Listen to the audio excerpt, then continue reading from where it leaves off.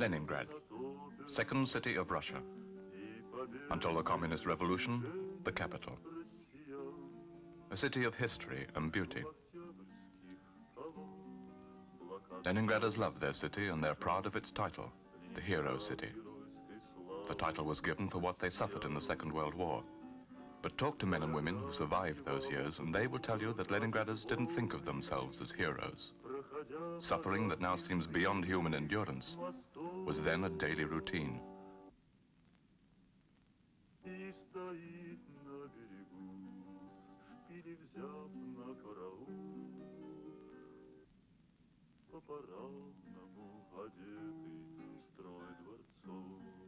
Сегодня в 4 часа утра без предъявления... Midday, June the 22nd, 1941.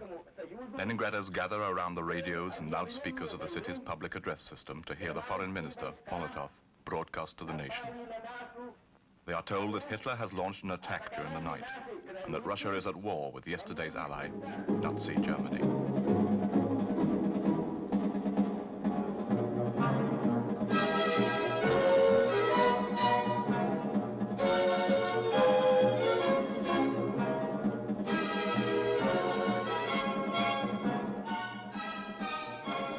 Within hours, German troops had advanced deep into Russia, and most of the Red Air Force had been destroyed before it could even take off. Hitler said that his master plan, Operation Barbarossa, would make the world hold its breath. His soldiers would give the final proof of the superiority of Nazism by overthrowing communism in less than 6 months. His armies were to capture Stalingrad, Moscow, and Leningrad. Leningrad was a great seaport and industrial center, but above all, the city was the birthplace of Russian communism.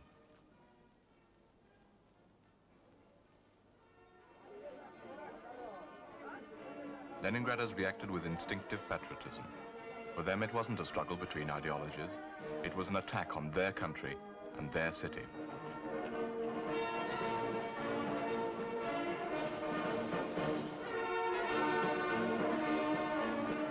Men marched away to protect homes and families, but also to do something more, to defend Leningrad, the city which no one had been able to capture since its foundation by Peter the Great.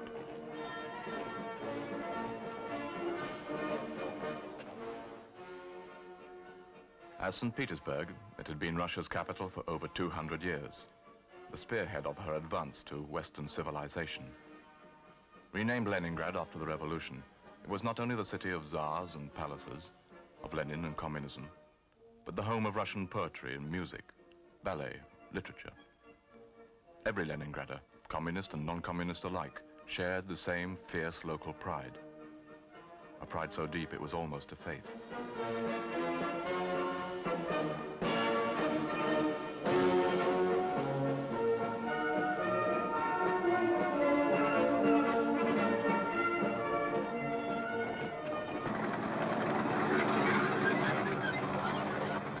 But in only 16 days, the German tanks had advanced 300 miles.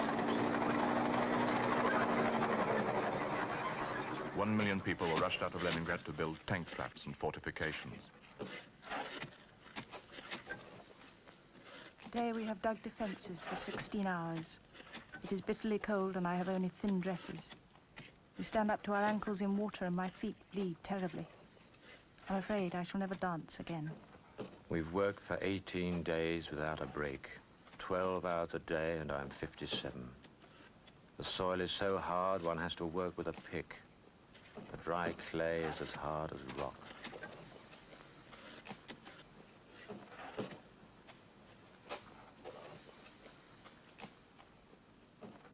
It was no use. The German armies swept over the trenches and their defenders.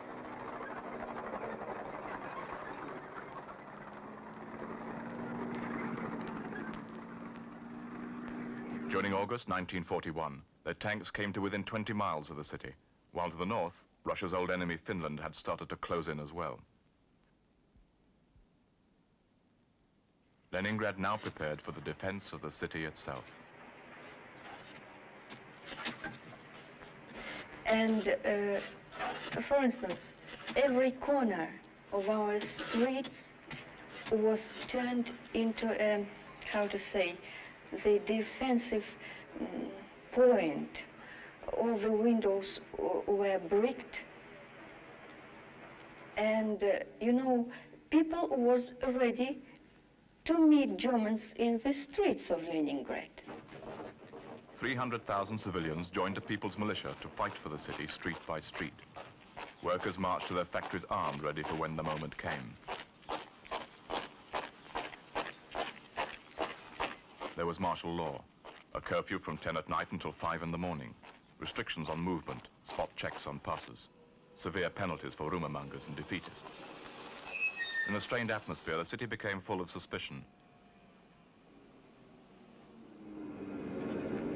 Tram conductors even gave up calling out the names of stops for fear of giving information to spies. Private radios and telephones were banned.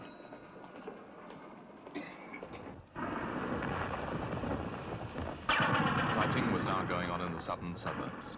The resistance of the Russians surprised the Germans, who had thought that the people would want to be freed from a communist dictatorship. Nevertheless, the advance continued, and on September the 8th, 1941, the Germans reached the shores of Lake Ladoga. Leningrad was surrounded, cut off from the rest of Russia. To the north, the Finnish army, securely dug in amongst the endless forests and wastes stretching away into the Arctic. The possibility of help from the north completely cut off.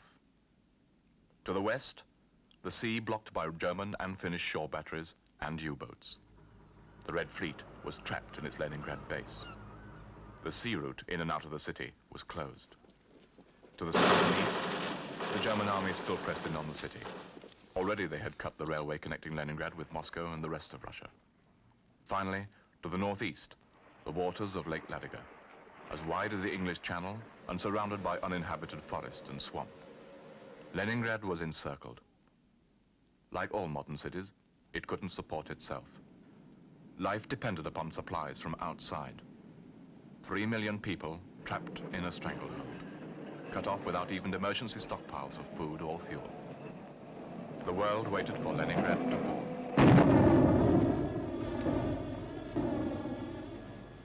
The Germans looked down on the city, only 7 miles from the center now. Hitler had invitations printed for the celebration banquet to be held in the main hotel. But the Russians were going to make Hitler fight for the city. For Stalin, the country seemed to face defeat, so Leningrad will be defended no matter what the cost in lives. The city waited for the attack to begin.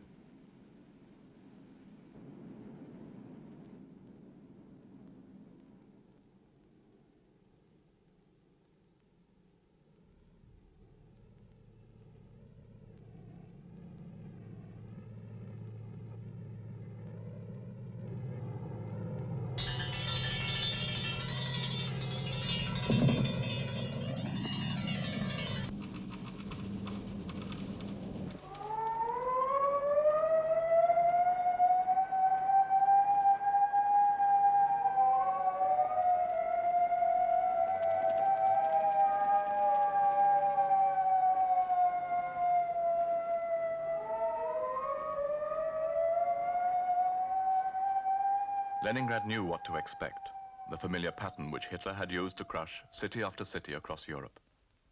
Huge air raids to weaken the defenses and terror bombing to demoralize the population, followed at the right psychological moment by the crushing advance of the tanks.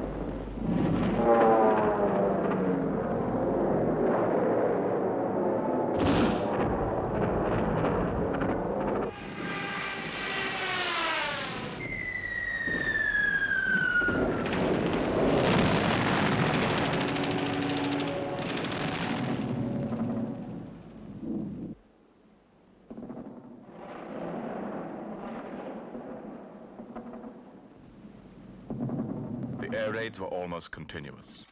The Germans had subjected only London to heavier bombing. Leningraders had read how London survived. We watched like pupils waiting for an examination. But London hadn't been surrounded by Nazi tanks and artillery.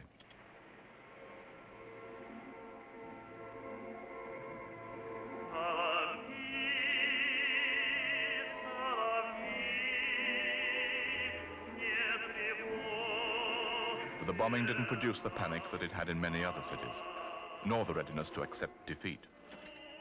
Between attacks, the city's vast public address system broadcast patriotic songs. Relayed into every street, home, and workshop by the thousands of loudspeakers, defiant music echoed the determination of the people.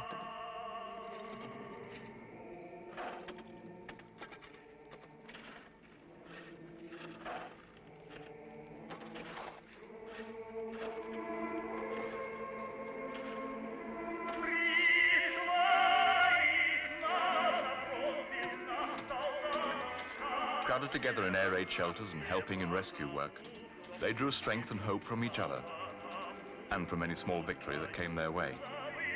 Crowds formed around the first German plane to be shot down over the city. Under the common danger, people drew closer together. The 3 million surrounded Leningraders became like one huge family.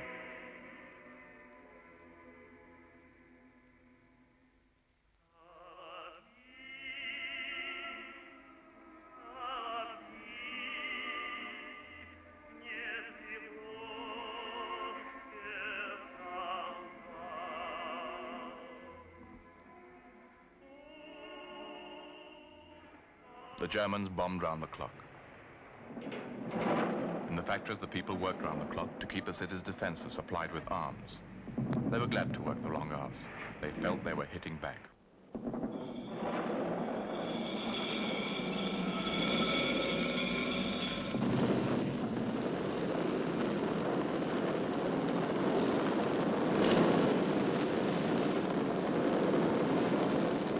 But the situation was getting desperate. Damaged factories were running out of raw materials, and often there was no electricity because the power stations had been hit. October 1941, the first snow. Leningrad still held out, but Hitler had decided to change his tactics. Many of the troops attacking Leningrad were moved to strengthen the drive on Moscow, and those that remained dug themselves in to wait for Leningrad to collapse. Hitler was convinced that it was only a matter of time before the city must fall into his hands. Cut off from supplies, the people would come out and surrender. They couldn't continue to resist once they'd begun to starve. Stalin ordered Dmitry Pavlov to take charge of Leningrad's food supplies. There was enough bread for 30 days, sugar and fans for about 60 days.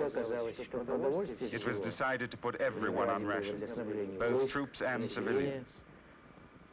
The siege began to look like a long-term war. The winter of 1941 grew colder, the worst for over 100 years. It was not just a question of staying alive, but of staying strong enough to resist the Germans.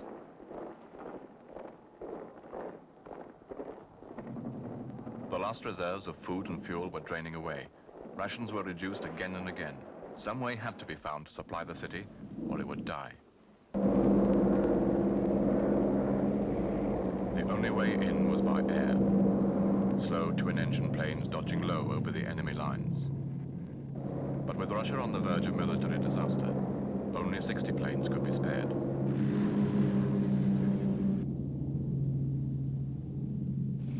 However many trips they made, they could only bring in 45 tons of supplies a day. The minimum needed to stay alive was 2,000 tons a day. 60 planes could not feed and supply 3 million people.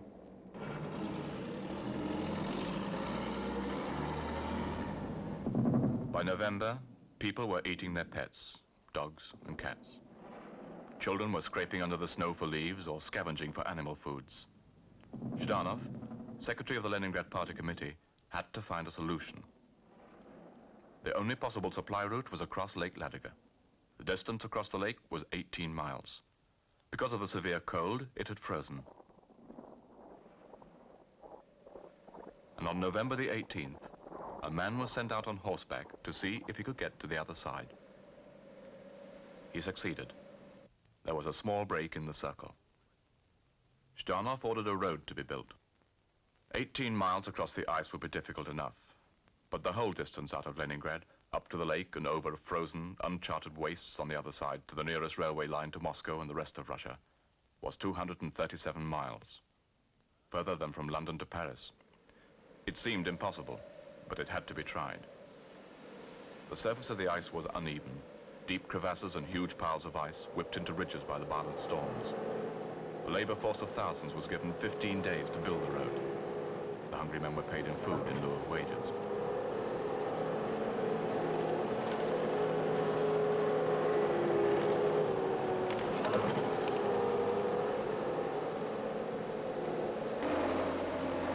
Just 5 days later, the first lorries were crossing, often only carrying half loads because of the danger of sinking through the thin ice. There was a link. They called it the Road of Life.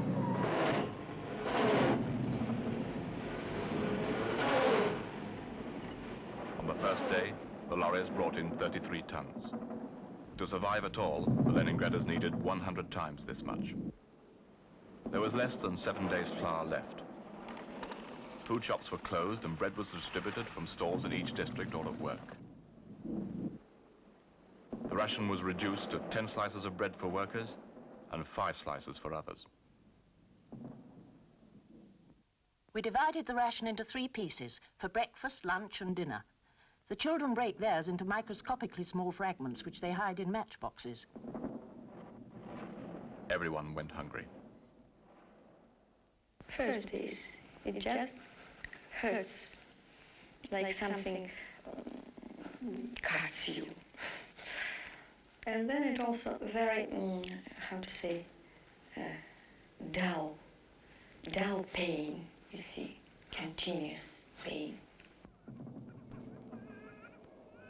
The ration was 3 times below starvation level. In laboratories, scientists fought to find ways of making food go further. They discovered substitutes and additives. They invented new foods. The flour lasted longer because bread was made of 10% oil cake, 10% cellulose, 20% dust beaten from old flour sacks, 2% wallpaper paste, and the rest corn and rye meal. Soya beans made milk.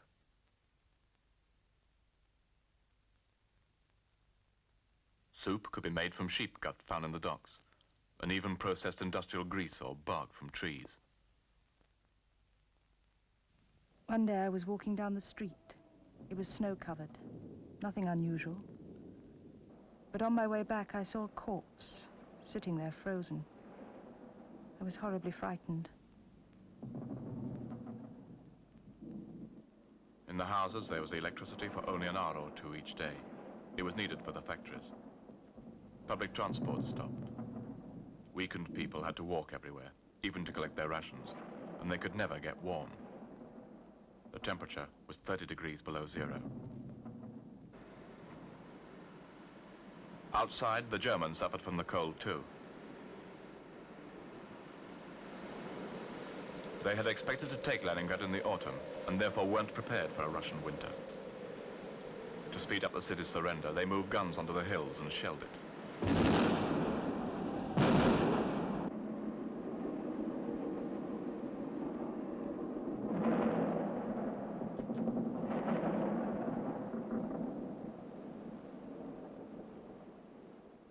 Even now, finding the strength to stay alive was not enough. People had to find the energy to work.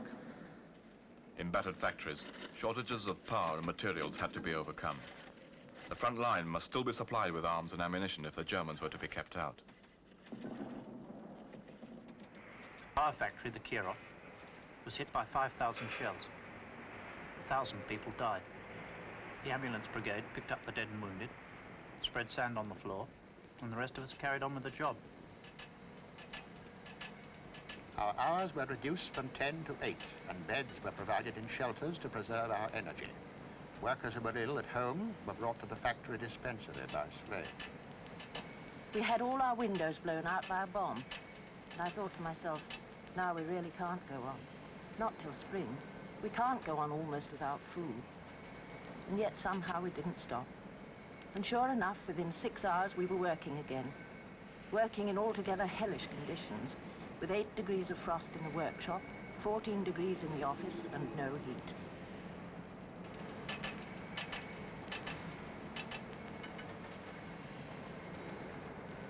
Один из мастеров у нас в одном из цехов настолько ослаб.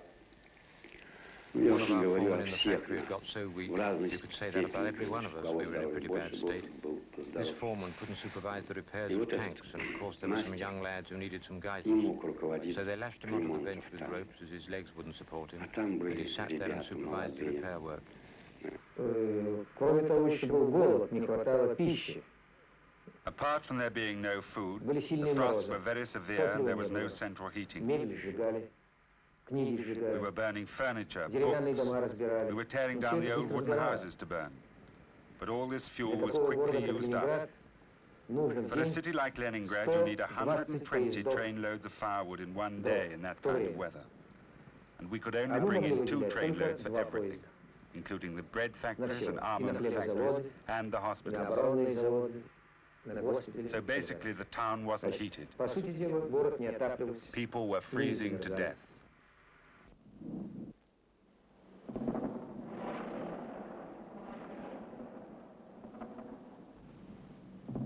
By the end of November 1941, the hunger was so intense that people tried to eat leather, boiled bars of carpenter's glue to spread on their tiny pieces of bread. 11,000 Leningraders had starved or frozen to death in 1 month. Some hid the corpses of relatives to keep their ration books.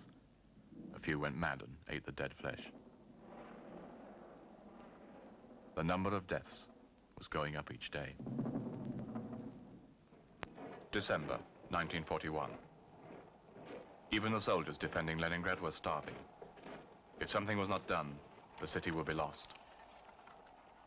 All the available men and materials were moved up to try and break through the circle in a simultaneous attack from inside and outside. The city waited for news.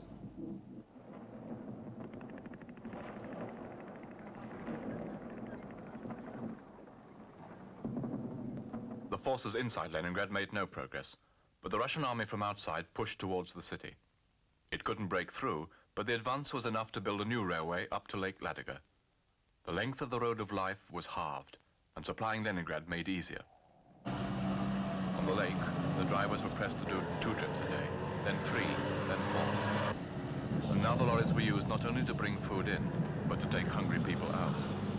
Empty lorries and buses returning across the ice with more supplies carried evacuees. Although many of those detailed to leave the city refused, they felt that leaving was desertion. And thousands of those who set out never reached the other side.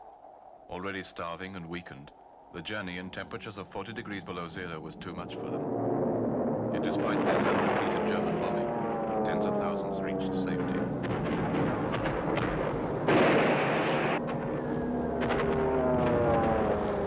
In the bitter weather conditions and on the primitive road surface, 1,000 trucks were smashed or lost.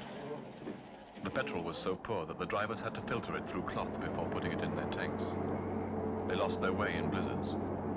Many were drowned when their lorries fell through holes in the ice. They fell asleep at the wheel from hunger and exhaustion.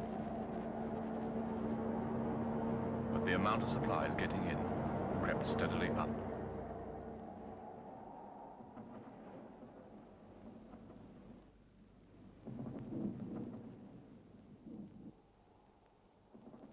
On December the 25th, 1941, a first small increase was made in the ration, a gamble with no reserve to back it. It was still not enough to live on, but the morale effect on the people was enormous.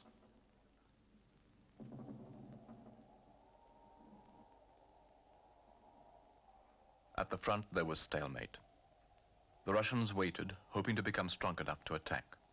The Germans waited, hoping for Leningrad to collapse from cold and hunger. For the present, it was the determination of the Leningraders which was going to decide the outcome, not the opposing armies.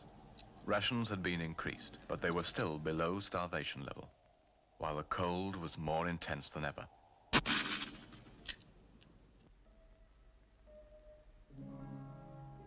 number of deaths was going up and up. From 11,000 in November 1941 to 50,000 in December to 100,000 in January 1942. Bodies starved beyond a certain point will die, even if food does come.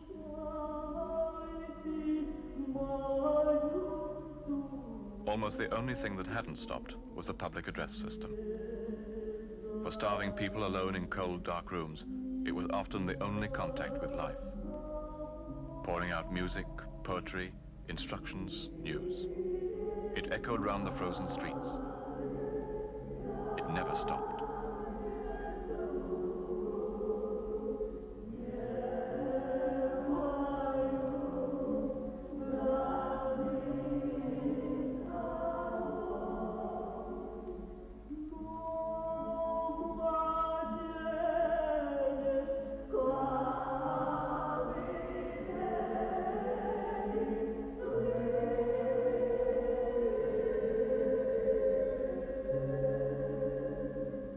By January 1942, no one expected to survive.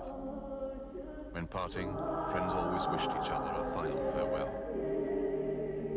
There were now so many corpses in the streets that people no longer took any notice of them. Yet there was no looting, no riots, no appeal for surrender.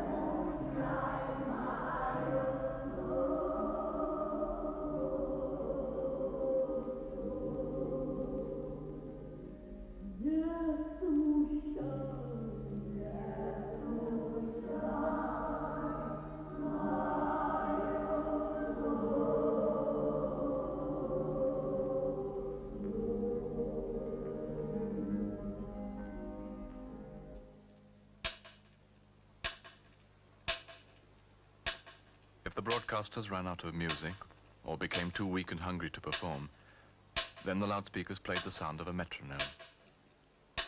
Anything rather than silence. Silence meant death. I remember our children. You see, they look like old men. And if they would see a bright toy or a small piece of bread, they would prefer to take a piece of bread.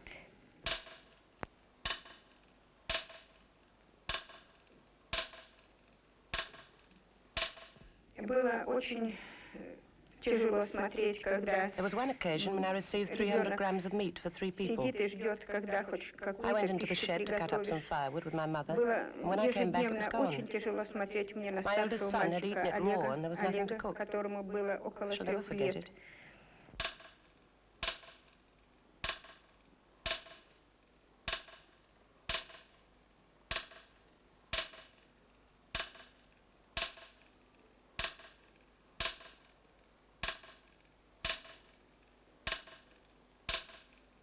Очень ослаб, уже не мог даже двигаться. When I got very weak, I couldn't move anymore. They brought me to bed. They started to undress me, but they couldn't get my boots off. They had to cut them off.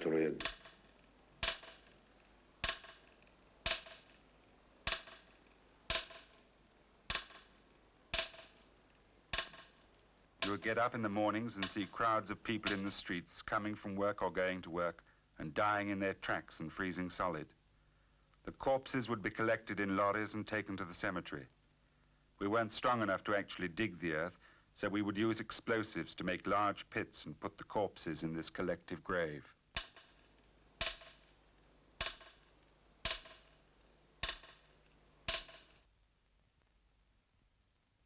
Even the metronome stopped. The city held its breath.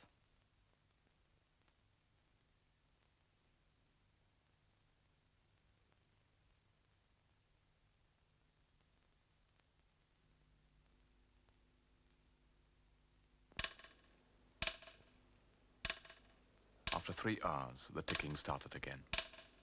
Alone in a room, rescuers found a small girl called Tanya Savage. She was so weak that they couldn't save her. Close by her was a notebook in which she had kept a diary. Genia died on December 28th, 1941, at 12:30. grandmother died on January the 25th. Lena died on March 17th. Uncle Leisha died on May 10th at 4 p.m. May 13th at 7:30, darling Mama died. The Savages are all dead. They all died. There is only me left.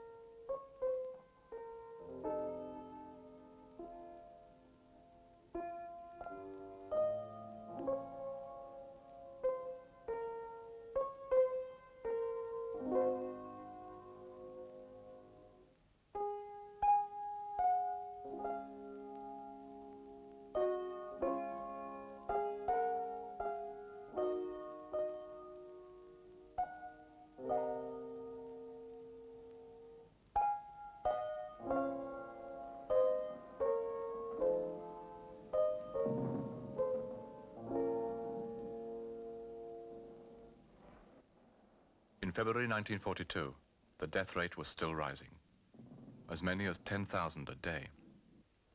Yet life didn't stop. Composers still wrote music. Professors still researched in the libraries. The writers even held a conference. They were so cold they had to burn the chairs they sat on, but they held their conference. People who kept up their work, continued their interests, seemed to survive longer than those who stayed at home in bed to keep warm and preserve their strength. The dying order was first the very old and the very young, then the men, and last the women. The city's musical comedy theatre remained open, even though the artists often collapsed from hunger when they left the stage. Before you went onto the stage, you were just an ordinary person, exhausted and hungry from lack of sleep and food. But when you saw the audience waiting for something fun, you were transformed. You danced and sang just as joyfully and gaily as you had before. It was as necessary for the audience as bread.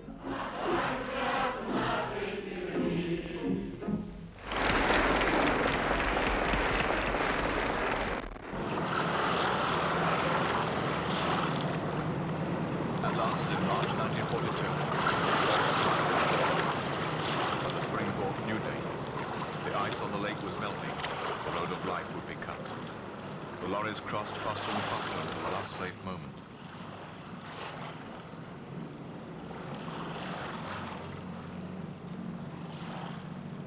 And there was the threat of epidemics. Dead bodies revealed under the melting snow, uncleared refuse festering in the moist, warm air, polluted water from cracked pipes and mains. A big cleansing campaign was organized to prevent outbreaks of typhoid, dysentery, and pneumonia in an already weakened population. It was like trying to clean up the North Pole covered with garbage. There were housewives and school children and educated people, professors, doctors, musicians, old men and women. One turned out with a crowbar, another with a child's sled. April the 15th, 1942. 3,000 starved people die. Heavy lorries stop crossing the lake. But a tram runs in the city.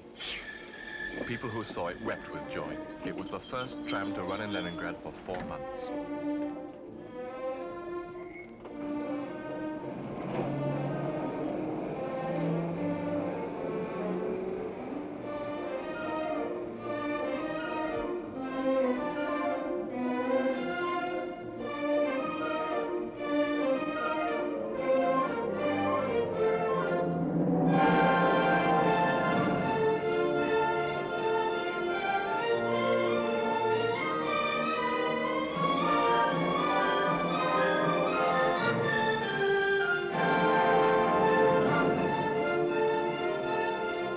tram seemed to be the first real sign that the city could come back to life.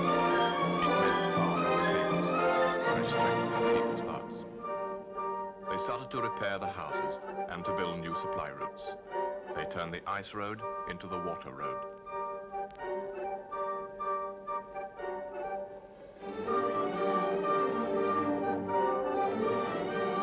In May 1942, the boats were bringing in more supplies than ever before. Food rations had been increased, yet thousands were still dying from the effects of the winter starvation. It was decided that everyone strong enough to travel would be evacuated. If possible, only soldiers and workers would be left in the city.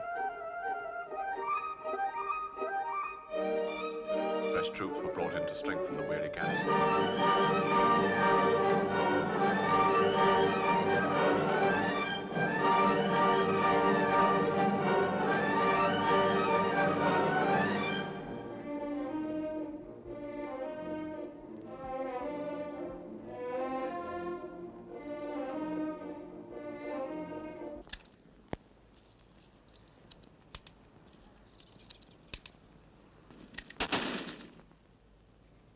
At the front, the military stalemate continued.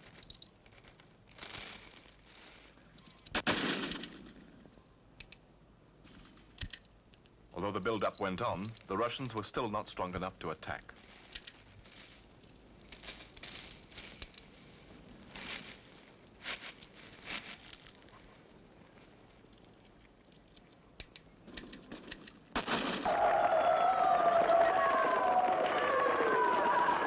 The siege was to continue. A massive campaign was organized to restore the physical fitness of the 1 million people who now remained in the city. They needed not only food, but exercise to revive withered muscles and bring dried-out joints back into use. Commentaries on the matches in the football competitions were even broadcast to the German lines to taunt them with their failure to subdue the city.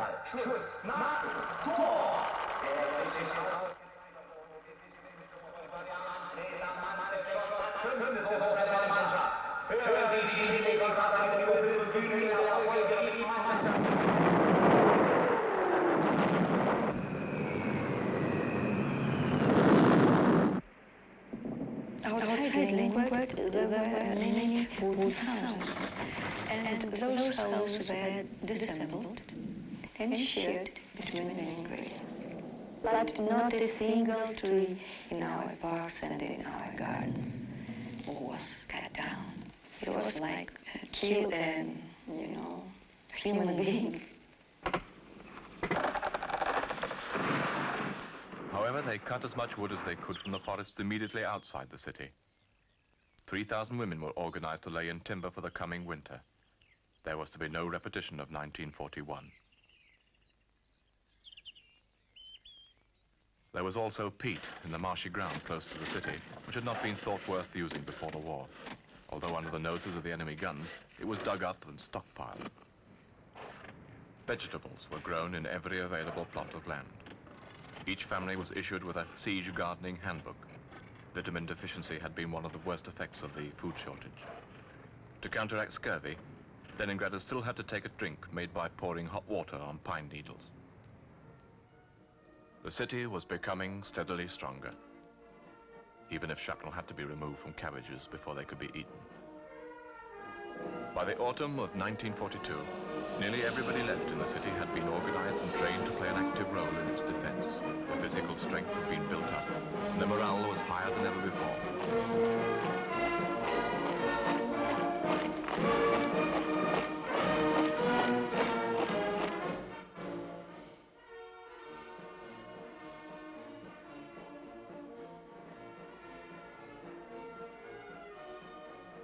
Leningrad waited for the winter. It was now a fortress it should have been a year before.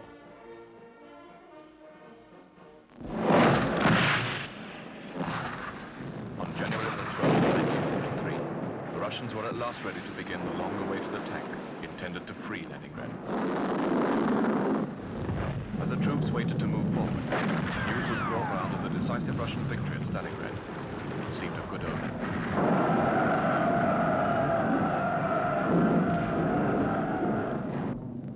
Again, the plan was to attack simultaneously from inside and outside. Only 6 days later, on January the 18th, 1943, the people heard that the first part of the plan had been successful. The two armies had met.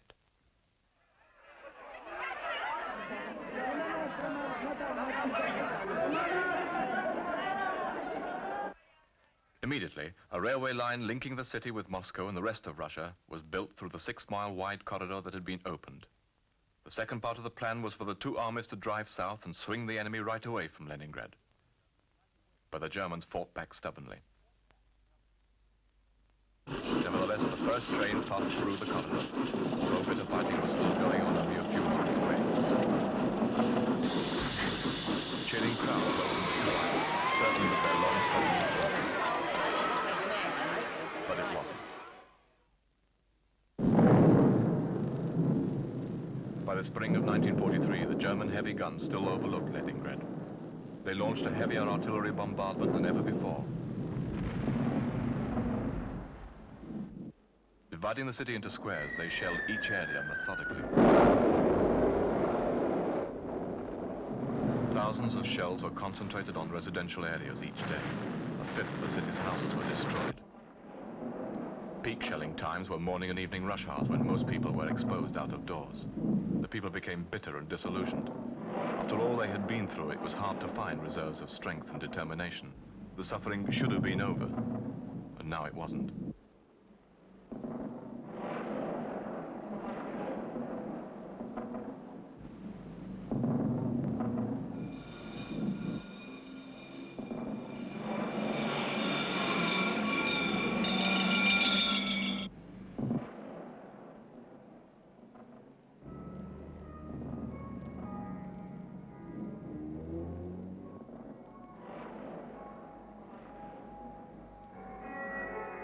During the summer of 1943, the songs on the loudspeakers still spoke of the people's love of the city.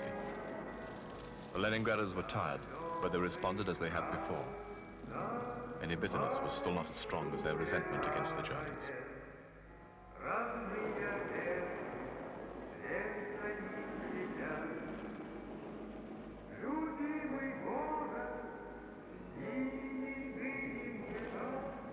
Each street had a "this side of the street during shelling" notice painted up on it. Because the Germans were shelling from the south sides of the streets, protected by the high walls of buildings, were always safest. Only the few thousand school children were hurried to shelter during alerts. Other people were so used to bombardment by now that they carried on as normal, risking the shell bursts and shrapnel. By the end of 1943, 16,000 people had been killed by the shelling and 33,000 injured. Leningrad was waiting for the day when it would hit back.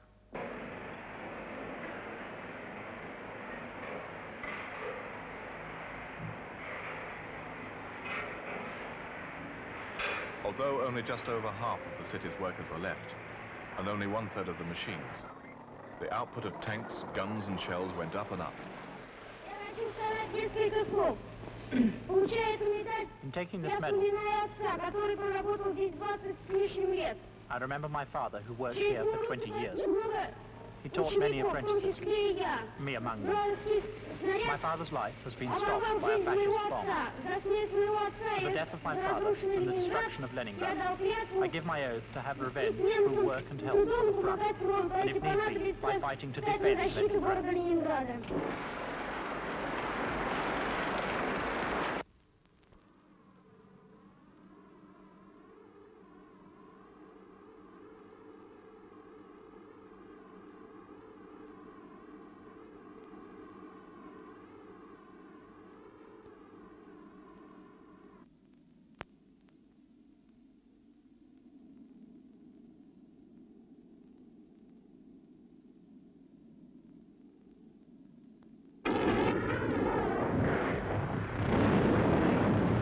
January the 14th, 1944, the Great Russian attack began.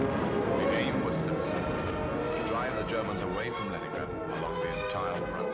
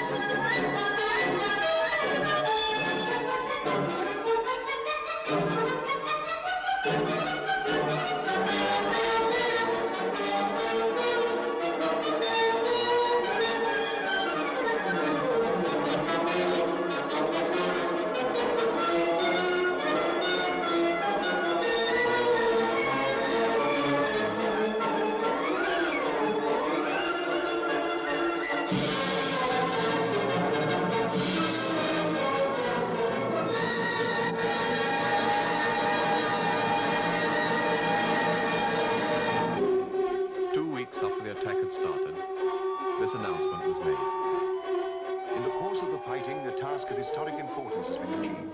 The city of Leningrad has been completely freed from the enemy's blockade and from the enemy's barbarous artillery fire.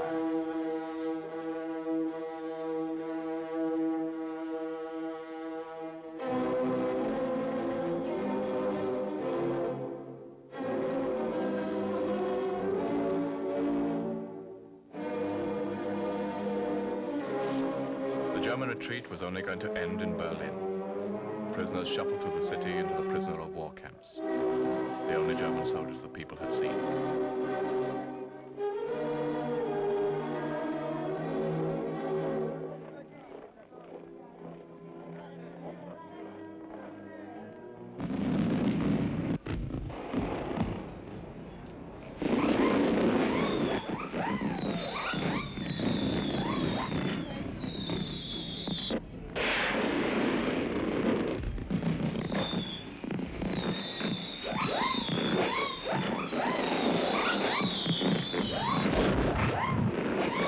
January the 27th, 1944, Leningrad was at last able to celebrate the release.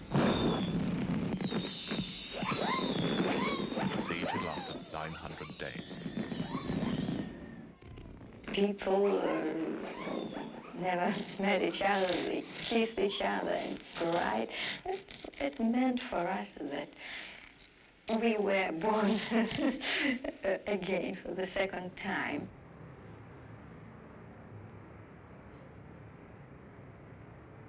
The official figure for the number who had died was given as 632,000. Later estimates have put it at over 1 million, one person in 3. Ordinary civilians caught up in a war not of their making, but ordinary civilians who chose to starve to death rather than surrender. After the war, Leningrad itself was proclaimed a hero city of the Soviet Union. The word hero may seem inappropriate or inadequate, but it's hard to find a better. And one more peculiar things about Leningradians. They never cried. And as poetess Olga Bergolz said, that tears frozen out on the faces of Leningradians. They never cried when they found their dwellings destroyed, when they buried their dear relatives, children and parents.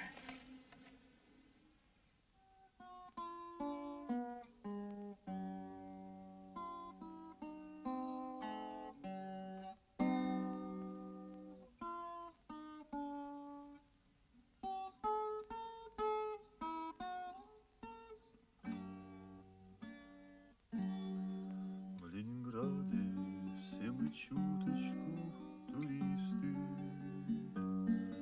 каждый день его приемлят новизну. Солнце первые лучи открывают 100 причин, почему мы сердце отдали ему. В круг его оград мы входим, как в дом друга. Лгут завистники, что город наш угрюм. Он любому, кто пришел, слово доброе нашел, и прошедшее, как сказку, развернул. Петербурга стройки первые на топях, и победное движение россиян. Шум октябрьских колонн, блокады черный напряжен, Ленинград геройской славой воссиял.